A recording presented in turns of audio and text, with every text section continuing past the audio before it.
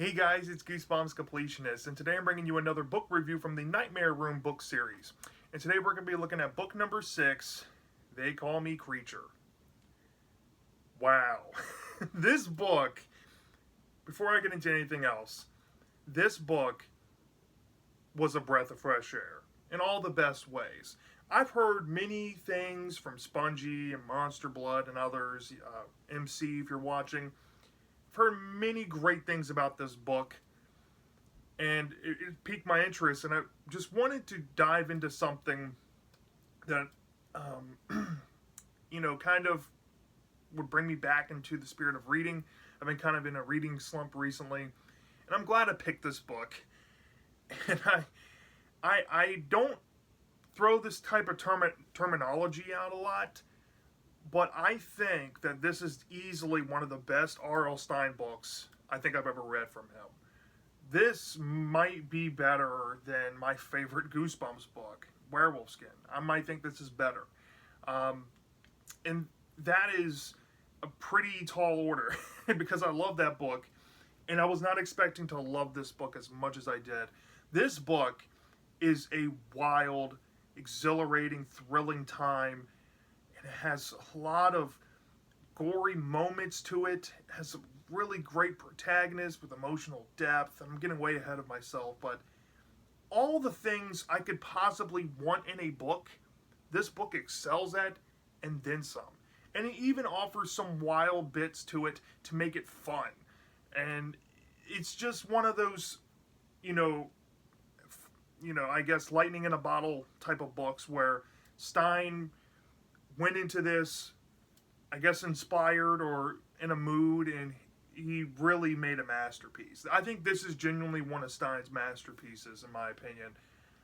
When it's able to be emotionally sound, tell an astute story, be fun and wild, and be scary all in one, it's a recipe for a great book. And this is definitely one of the books that, if I ever read, all the Nightmare Room books, and, I guess if I ever read all the R.L. Stine books that are, aimed at kids' horror, and did like a ranking of R.L. or my top 10 favorite R.L. Stine books, I think this might be a contender. And I know I'm getting way ahead of myself, but yeah, this book was phenomenal. If you have not read any Nightmare Room, if you have not tried it at all, this book, since it's only 12 books, this book will probably knock your socks off.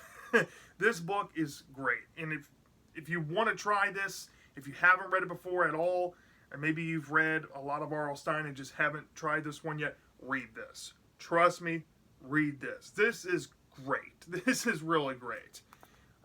So yeah, kind of a preview what's going to be near the end in the review portion, but yeah, go pick this up and read this. This is phenomenal.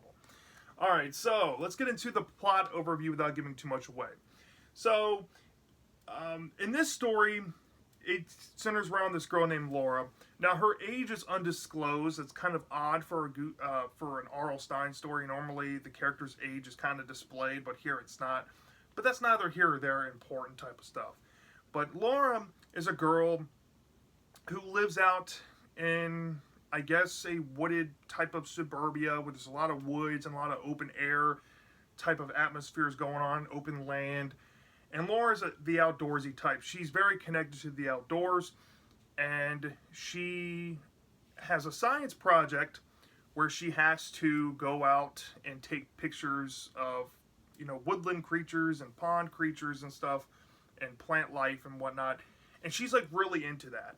She gets that stem of love of nature because she's grown up around her father, and her father has taken her outside since she was a young girl. And the opening kind of touches on how her father is a veterinarian, but recently he's kind of stuck in his work. Very reminiscent to a classic Goosebumps story called Stay Out of the Basement, in the same vein that the father has become a workaholic and doesn't really make time to do anything special with Laura anymore. But Laura doesn't seem to be that taken back because she does have a best friend named Ellen, And Ellen is this type of girl. I want to call her snooty, but she's not the outdoorsy type like Laura is. They're kind of polar opposites. But at the end, they're still like emotionally there for each other. And as we hear through Laura and Ellen's dialogue, you start to understand that um, Laura is really passionate about the outdoors and she wants to go take pictures outside. And Ellen kind of asks the question, is she going outside to work on her science project or meet this boy named Joe? And apparently she met this boy named Joe out in the woods, off page prior to the story where it takes place. And there's like this crush element that you don't often see in Stein works. So the girls head out into the woods, and the father goes out in the back into the shed doing work. And you kind of hear from Laura's monologue, which is very rich and honest, that her father is divorced from her mother. Her mother lives out in Chicago, and the reason why she lives out here with her dad is partly because, you know, the woods and the outdoors and what this location brings. She doesn't want to live in Chicago. That's like the opposite place where she wants to live. So while they're out in the woods, we get to meet Laura's dog, and Laura's dog's like this German Shepherd, and the German Shepherd and the two girls are out wandering, and they hear some weird noises, and Ellen gets freaked out a little bit. Same thing with Laura, and the dog is messing around in this pile of leaves, and when the dog turns up with something out of the leaves, there is discovered to be a leathery black, like almost animal-like finger that the dog has picked up, and the girls are freaked out, like, where did this finger come from? And the dog runs back because he gets spooked because he hears a weird noise, and then Ellen gets grossed out and wants to leave. So this leaves Laura in the woods by herself, and then sure enough, she bumps into this guy named Joe, and Joe seems like a really nice guy. Joe seems like the type of guy that that could be easy for a girl to like. You know, Laura's a girl type of character. Joe seems like a nice kid. So you kind of get that interaction with them two, that they're pretty much smitten with each other, or they kind of have like a crush with each other. And of course, Joe wants to kind of help Laura get pictures of something for her project. And as this is happening, a swarm of bats come down and rain upon Joe and Laura, which scares the living crap out of Laura. She gets kind of scratched a bit. Looks like Joe is getting scratched a bit, and Joe ends up getting the bats off of her, and they both flee, and Joe escapes, and Laura runs back home. And when Laura gets back home, she tries to tell her dad that she wants to tell her dad about the bat stuff, but she figures that he's not going to be, you know, mentally there because he's been checked out in the shed with his work, and she's kind of curious about what he's doing in the shed at this point of the story. So she decides to go up to the shed and tries to knock, and then she's surprised by her father, who's pretty much scolding her to stay away from the shed.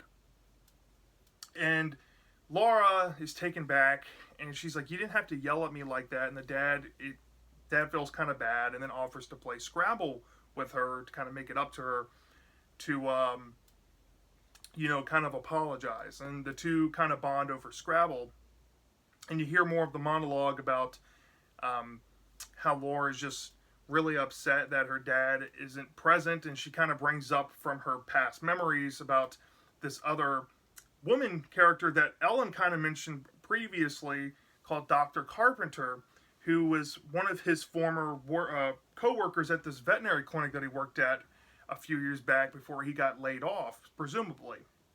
And Ellen was kind of speculating that maybe Dr. Carpenter and Laura's dad were kind of an item, and maybe they broke up, and that's why he quit his job. So Laura kind of reminisces on the presence of Dr. Carpenter and what that meant for her, and for those couple of years that she was around, and that he used to seem a lot happier when she was around. So maybe he is a little heartbroken that he's not with Dr. Carpenter anymore. So she starts to kind of prod at him, but she's not really breaking through.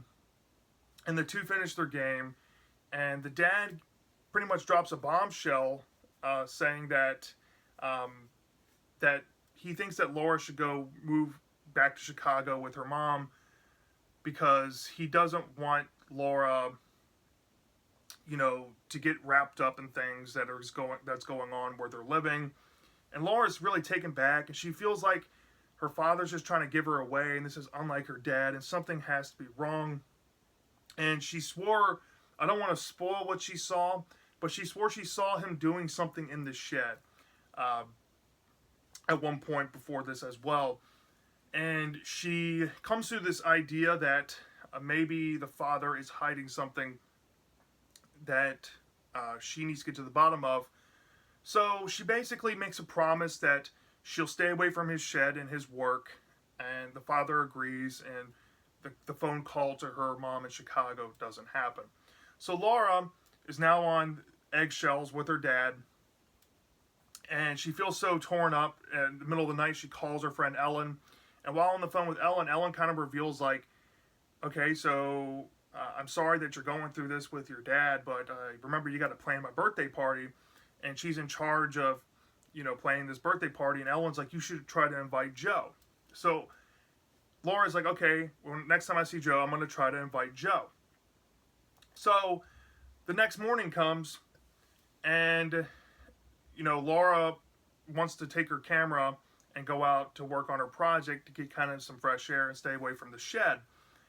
And what happens is, while she's at the edge of her yard, she bumps into Joe. And Joe's like, oh, this is where you live. This is kind of cool.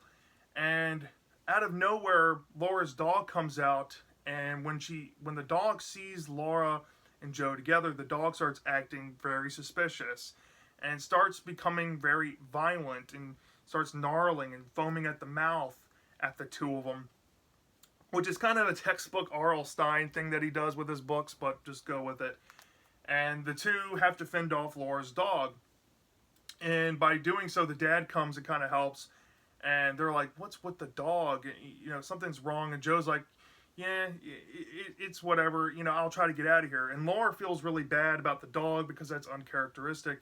And she wants to tell him about the birthday party that she wants him to come to. So she tries to follow him and chase him down. But in doing so, she ends up kind of lost. And she stumbles across a Jeep parked in the middle of the woods. And there's a trailer attached, and there's something thudding in the trailer. So some type of creature is making this really loud noise in this trailer. And she goes behind it and sees two men with rifles. They're just chatting up about, capturing creatures. And of course, she takes a picture, which catches one of the guys' attention. And she kind of reveals herself like, hey, I'm just working on my science project, just taking pictures of wildlife. And the guys get kind of suspicious of her and ask for her camera. And essentially takes her camera, takes the camera roll out. Because this is the early 2000s. They had like disposable cameras and stuff. Took the film out and pretty much destroyed it. And she's upset. But she feels like somehow what all this mysterious like howling and creature stuff and all this might be connected to maybe these hunters. So she feels like she has to tell her dad about the hunters. And when she gets back, after escaping the two men, she realizes that the dad has now put a camera by the shed in hopes that, she'll be deterred from wanting to go in there. But since that camera is on, she feels kind of like, oh, he doesn't trust me. You know what? I'm getting tired of this. Maybe I just need to go inside and see for myself what's in there. So she breaks inside and she sees a bunch of equipment in the shed and sees some notes talking about killing animals to get progress, and get better results. And she's like taken back and she's like, is my dad like harming animals? What's going on in here? And of course, Laura is upset and she kind of hears something going on. So she goes out to investigate outside of the shed, And sure enough, she runs down to kind of investigate what could be going on. And when she gets down into the woods, essentially, she she's wandering. I don't want to spoil it, but she wanders across this creature that looks like a little pig, and the pig starts biting into her neck. Now, when this happens, um, so when this happens, she starts screaming bloody murder, and then of course the dad comes down and tries to help her get this creature off of her, and the dad succeeds in doing so, and they rush her to the hospital. And during the ride, she's asking questions about what was that creature, and the dad kind of lies to the doctor about what creature bit her, and she's confronting him about it. And then she puts two and two together that he must have known that he saw the shed and tried to go after her, and that's how he discovered that she was being bit by this animal, this creature thing. So now it was a very graphic scene, mind you. It's very bloody. This book is very bloody. It does not shy away with blood. And so she has like this neck wound, and she shows her friend, and she thinks it's really gross. And of course, she's kind of in pain, and at this point in the story, all she wants to do is kind of talk to somebody, because she can't go to Ellen because Ellen's too wrapped up in her own personal stuff.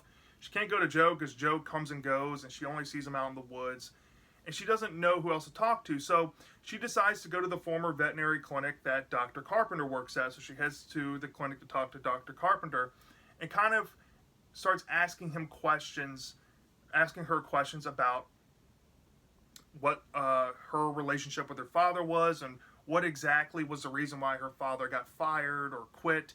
It was essentially revealed that he was laid off by Dr. Carpenter, but she won't expose the reasons why. Now, at this point of the story as well, Laura's father is becoming progressively meaner. Like he was supposed to go pick up her pain meds and didn't do it. So Dr. Carpenter goes out of her way and gets a syringe of like painkillers and an antibiotic and gives it to her while there, and says, if you need to talk to me, just feel free.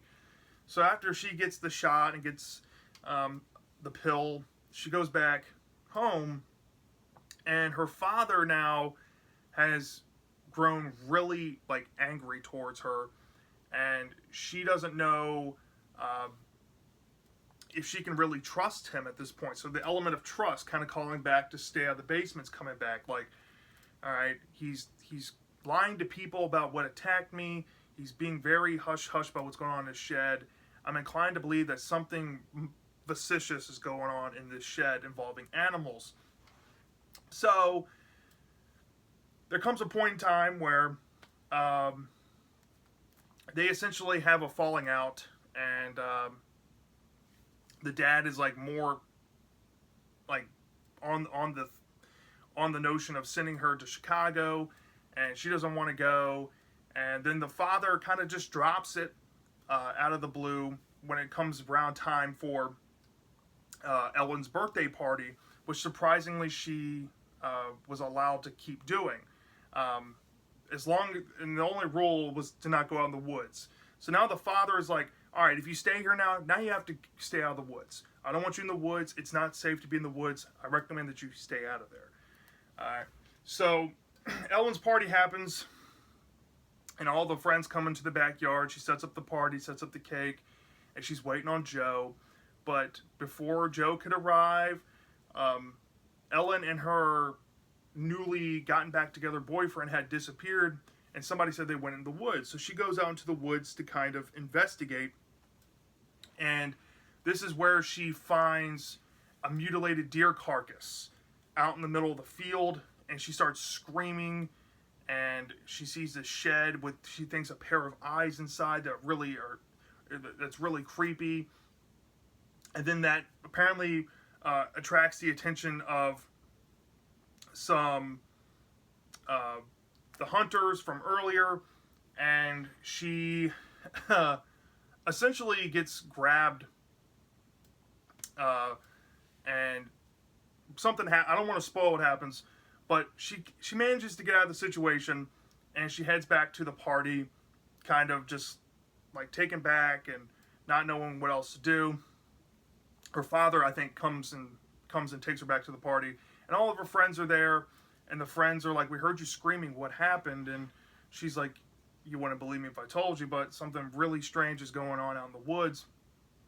And of course, the party dissipates, and Ellen makes a notion that, "Oh, you missed Joe. Joe was here." So she missed Joe to introduce him to Ellen, but Ellen's like, "Oh, he's a nice guy."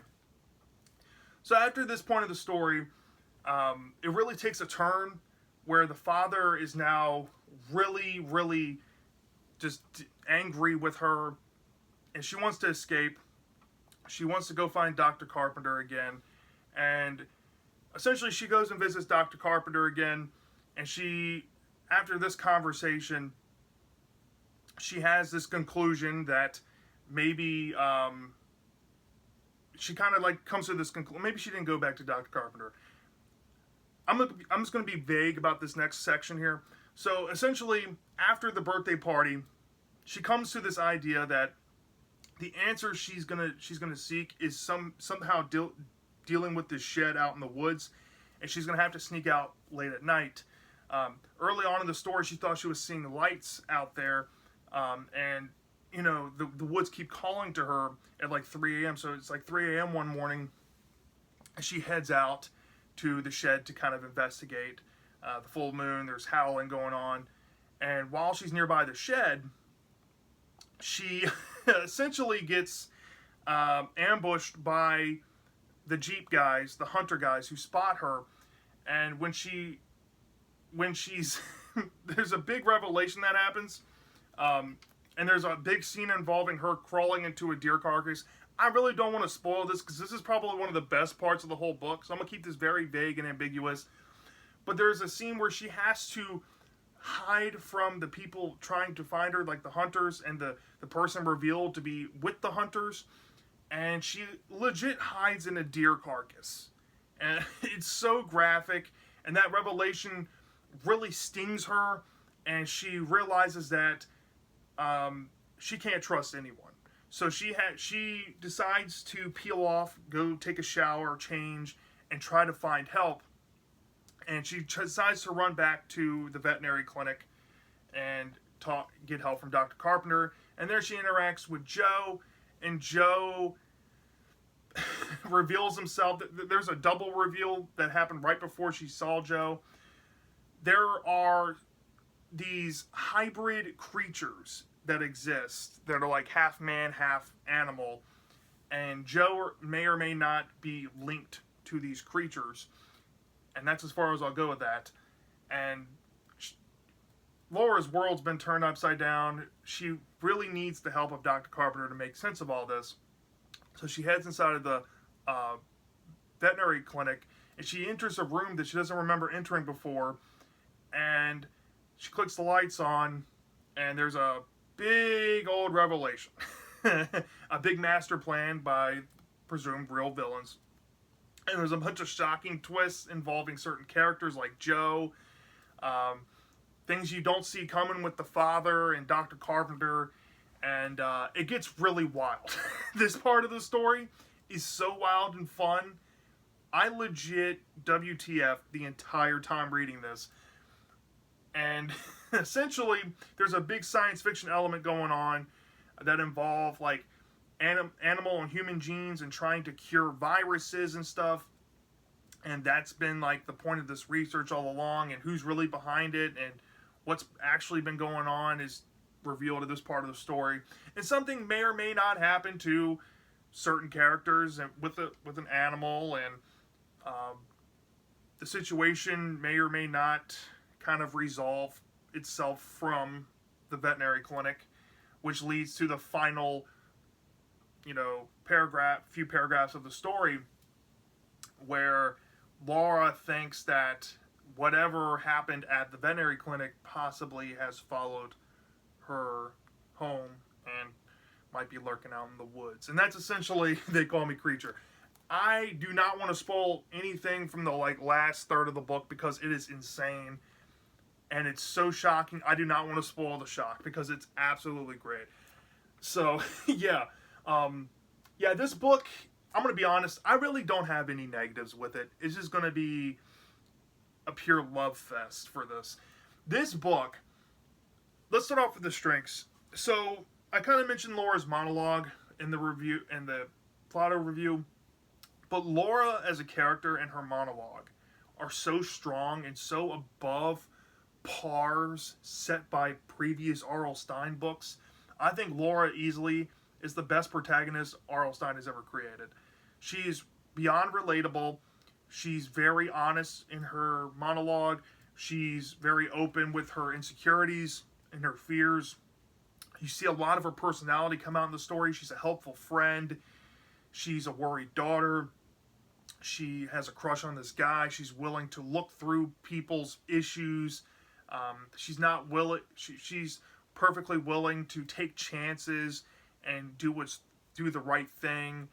She's very invested in nature. You know, she has so many depth points to her character, and her monologue is so rich, along with the amazing prowess that this book has with its descriptions of the setting and the weather and the just all of that combined really help elevate Laura's experience and makes this a really special feeling story in terms of character. The character develops throughout the story as well. The setting, it being an animal-focused story, I didn't know how it would land for me, but it has a science fiction element with that atmosphere that really captured me and captivated me to keep reading. And I'm going to be honest, it has thrilling elements mixed with the gore, and some of the violence enacted on some animals in this book might actually jar a few of you if you're very squeamish on like blood, gore, or harm done to animals. This might not be the book for you, but the way this story kind of lays that out, it adds genuine shock value, and it's not wasted shock value. It builds organically to these points, and it's so well designed and thought out to where these shocking things are placed that really it helps just enthrall the reading experience and keep the suspense building. Trying to figure out this mystery essentially behind the story is, who are these supposed creatures out in the woods? Who's behind the creation of these creatures? There's a couple of questions to kind of, sink your teeth into. And there's a lot of like realistic, grounded in realism moments with how the story lays out its horror, and that a lot of this stuff can actually happen. Like you can find a dead carcass of a deer or a mutilated animal, or you can see a dog that has symptoms of rabies. Stuff like that can happen. Or you can see two creepy guys in the middle of the woods with rifles that can scare you, right? Or chase after you. Things like that happen. And it kind of plays on more surreal fears and more cerebral, I would say, primal fears that all humans share. And I think that it's just a perfect storm in all that regard. And getting to the horror part and the gore, this was excellent. I mean, it was bloody, it was gory. Yeah, it does not shy away from that whatsoever. And on top of that, it gets buck wild with the science fiction aspect and the twists. I mean, this book has like 2 or 3 significant twists, 3 mysteries that get wrapped up, and the twists are absolutely insane, and it makes the finale of this book wild and absolutely fun. And honestly, I have no negatives with it. I really don't.